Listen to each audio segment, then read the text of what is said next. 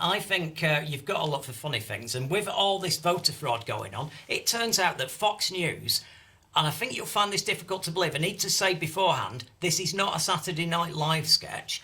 Fox News have managed to uncover a poll worker who's seen all this dishonesty going on with the ballots. With the shocking details. Now, we're going to be concealing her identity, even disguising her voice over her own safety concerns. Thank you for joining us. You saw something suspicious, we're going to get right into it tonight, happening on the side of a Biden-Harris van in the parking lot of the polling station. Now, walk the audience through what happened.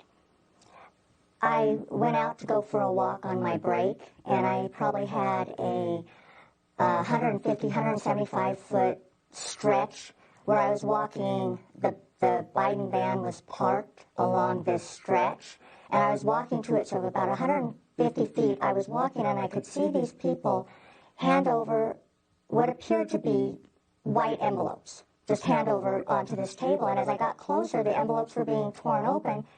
There were two people dropping the envelopes and two people ripping them open and turning and facing the van and drawing on them or marking them. And as I got closer, as I was walking, they would put things down and pick more paper up and mark on the van and then put it down and pick some more up. And as I got closer, I thought, those are ballots.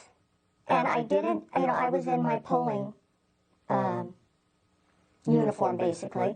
And as I walked by, I looked and I thought, those are ballots. And it kind of was an odd, like, what are they doing? There were 4 total people, but only 2 were marking and opening the envelopes and the paper. And as it took about a 6-minute walk to walk this parking lot, and I did it.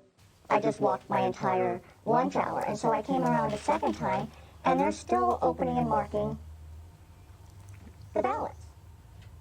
I don't know what to say. I mean, why that voice? Why that voice? You could have done anything. You could have just put an odd person's voice. Like they used to do it here with Jerry Adams from Sinn Féin. They used to have some weird voice that obviously wasn't him, slightly out of sync, because they brought in a rule, you can't have the IRA on TV. So and the BBC went, oh well, we're not gonna censor. We'll just dub his voice. Which producer from Fox News allowed that to go out? I don't know. It's quite unbelievable. I mean, right, I thought it was a joke. When I first saw it, I thought it was something from the Lincoln Project or something where they'd put a silhouette.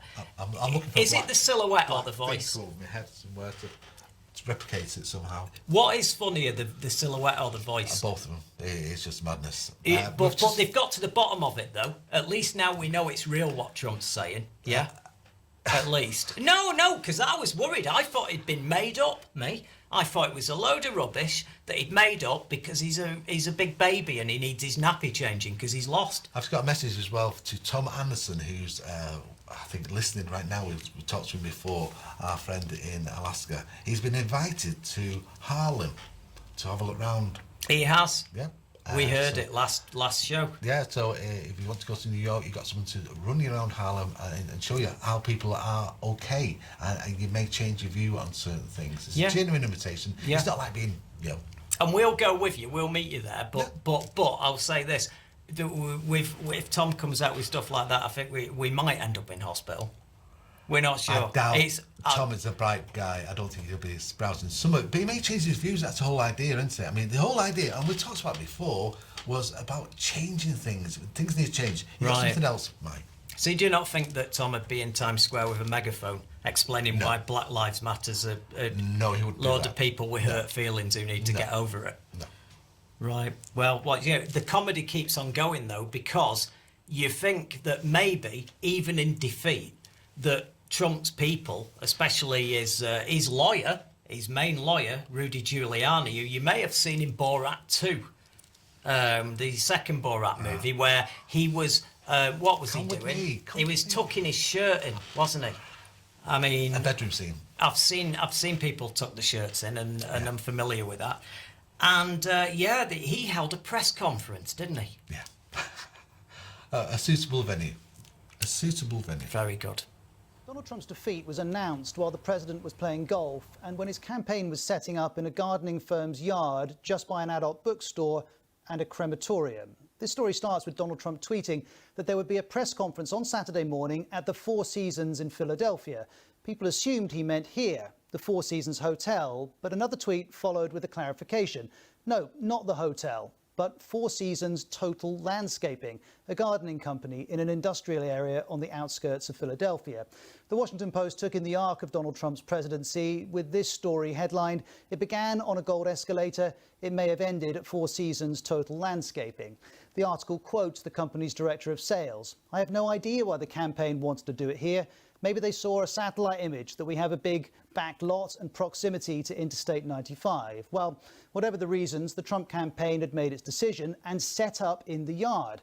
As you can see from these pictures, it was a low-key affair. A sign attached to the wall, a podium, some journalists, some Trump supporters. A few doors down, the adult bookstore, Fantasy Island, and just across the street from the local crematorium. And it was here that President Trump's personal lawyer, Rudy Giuliani, learned that his man had lost. What was it called by? Oh my goodness, all the networks. Wow. All the networks. We have to forget about the law. Judges don't count.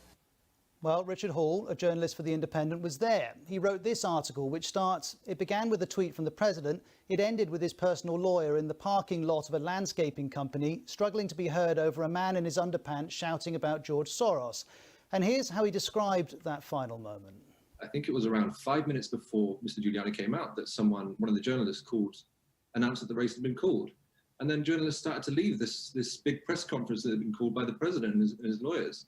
So it was a very strange scene. And then out on the street, immediately outside, you had people starting to celebrate and Trump supporters clashing with Biden supporters. So it was a very strange place to hear the result.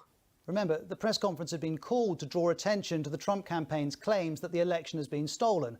No evidence was offered, but more broadly, it certainly drew attention. 2 days on, the event at the Four Seasons continues to generate stories from Politico, USA Today, The Atlantic, South China Morning Post. The list is a long one, but credit where credit's due. The Philadelphia Inquirer has been doing a lot of the heavy lifting on this story, publishing a detailed account of the whole thing.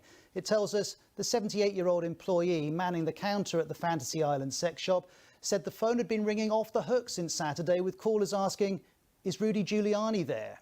Well, the team at Four Seasons Total Landscaping appears to have taken this in their stride. In response to criticism online, it's posted on Facebook saying it would proudly host any presidential candidate's campaign at our business. Maybe it will become a fixture in Pennsylvanian politics. It's certainly been quick to see an opportunity. Go online now and you can buy a range of Make America Rake Again and Law and Order merchandise. And while they quite reasonably make the most of the attention, it remains unclear whether the Trump campaign booked the whole thing in error or not. Either way, at 11:24 on Saturday morning, America reached a historic moment. CNN announced Joe Biden as the president-elect, Donald Trump played golf, and his campaign was in a car park by Fantasy Island. And we're back. Quite well. Wow. Wow, yeah. Well, you can't believe it, can you? I mean, No. I think there's so many things that contribute to that. Where it is, the fact they messed up, and Trump is admitting, no, we always meant to have it there. Yeah. That's the best bit. And Four Seasons. Four Seasons landscaping. Oh my God, could you believe it? And the fact the reporters were all like, what? I bet they thought it was a trap. They were going to be kidnapped and put in some van and taken away to put in a cage with the other kids. You know, But do you not love that there's a sex shop on one side, crematorium on the other, and the sex shop's called Fantasy Island? Oh my God! I thought this was a joke. It's like News Thump. If you've seen that site, some of their stories, they're not as crazy as this. Couldn't write it. There's I'll have to find it for next week's show. There's a guy on Twitter who's doing a commentary on what's going on at the moment in America, but he's doing it from how an American reporter would report it. Talking about Africa, but this time it's from Africa. America. So it's like in this disease-ridden country. Well, that's the thing. Where there's people fighting and divide between tribalism going on, and he's doing it exactly the same. But it's so funny, but so accurate, and It's nailed it, because that is literally it. You could not believe this. I mean, like I say, we're in the middle. Do you know what another cherry on top during that was? He got informed that Biden had won. in the middle of that. So even if that was going well and that was in the lobby of the Four Seasons where they intended to, with a massive chandelier overhead, he still got delivered that shit sandwich. I've had a message here. The speech we played before, remarkable in every respect. Absolutely. Yeah, it is. It's so crazy. And that was in Pennsylvania. And as you know, that's the state that called it for Biden. Yeah. Because Pennsylvania, to me, was unwinnable. When we finished the show, it seemed that it had gone. Even if Biden was getting 60% of the mail-in votes, he would never catch up to Trump's lead. No, he got 80 and 90% of the vote. And you know what? If you're going to look at this, who do you blame? I mean, I can sum it up in this very simple thing. Trump asked his guys not to vote because mail-in voting was fraudulent.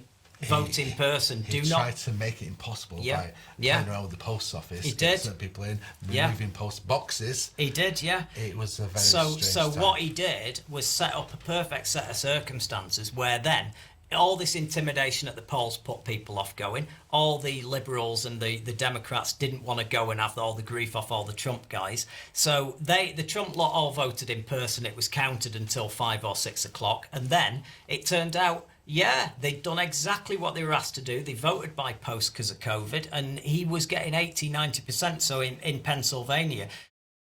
Thank you for watching. I'm impressed. You've passed the IQ test and got this far, so let's press that button.